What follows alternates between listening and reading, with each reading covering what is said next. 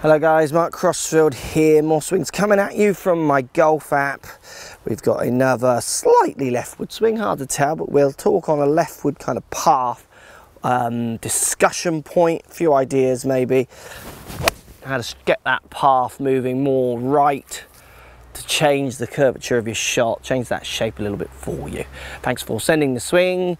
Let's get stuck in.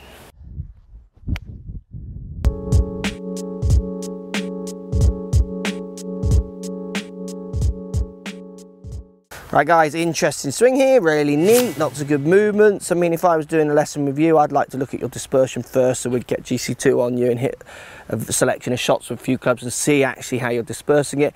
If you're, so let's pretend that you look a little bit like the club is moving leftward as it hits the ball, which often will result in maybe shots cutting off to the right. They can even go left, but let's pretend they're cutting onto target and slightly overcutting to the right, which is always the common issue with this kind of movement. If you are consistently cutting them off to the right, then maybe we would talk about where you think you should aim. I teach a lot of people who hit this kind of swing and it's neat and they hit good strikes and they hit a repeated curvature on each shot and they aim at the target with 5 to 15 yards worth of curvature in the air. But if I curved the ball 5 to 15 yards to the right in the air, I would never aim at the target. I would aim about 8 yards, 7 yards left of target, to put my flag right in the middle of that 5 to 15 yards worth of curvature to the right.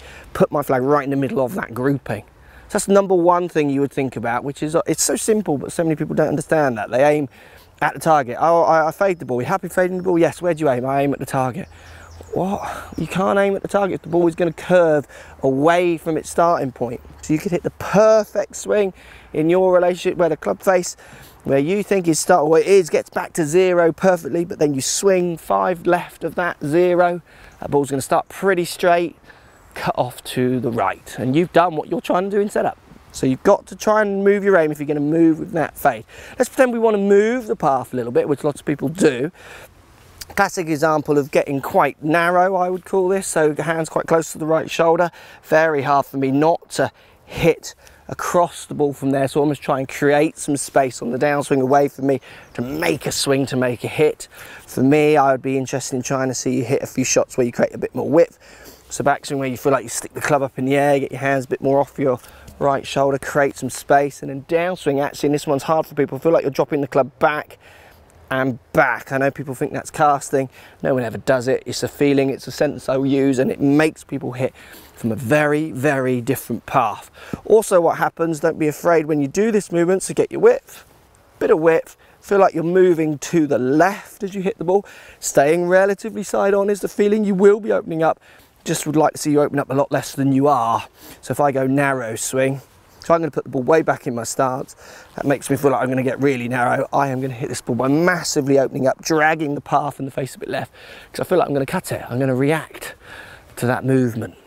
A bit more width. You'll find it's so easy to change the path if you change it. Not always is it about just moving on a 2D screen this way. Actually, the width that you get this way or not can make a big difference to path for people, massive difference often. One-handed swings are quite good, just right hand holding down a grip. So you'll find this hard and feel strange to put it just on your right shoulder. So just feel like you're moving it away from your right shoulder, downswing, feel like you're dropping it down away from you, and then swinging through. As you swing through, feel like you're trying to get the club face to catch up with the handle. So again, bit of space, rather than this kind of tight and then leftward action that we see. It's a good swing. 2 thoughts there. Change your aim, play with your curvature. If you want to move the curvature and you want to learn how to shape it the other way, which will improve your skill set. So when there are shots that require a draw around trees, whatever, you might have a swing thought that can do it. Play with that width and see what it does to your path. See what it does to the starting point of the ball and the curvature. I think you'll find it makes a big difference. Thanks for sending the swing. Thanks for buying the app. Post comments, guys, as always. Speak to you soon. So if you like what's going on here, don't be afraid to subscribe to the channel. Also, thumbs up the video. Post comments. Love to hear what you guys got to say. Let's keep it social. The more we talk, the more we share, the easier this game will get for everybody. So if you want to find me on Facebook here, you can find me on Facebook. If you want to tweet me, find me on Twitter here as well. Just follow the links, all in the description. Come and join the show. Get active, get involved, get playing some better golf. Thanks for watching. Hello guys, Mark Crossfield here. More swings coming at you from my golf app.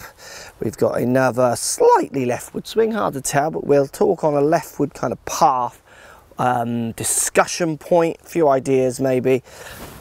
How to get that path moving more right to change the curvature of your shot, change that shape a little bit for you. Thanks for sending the swing. Let's get stuck in.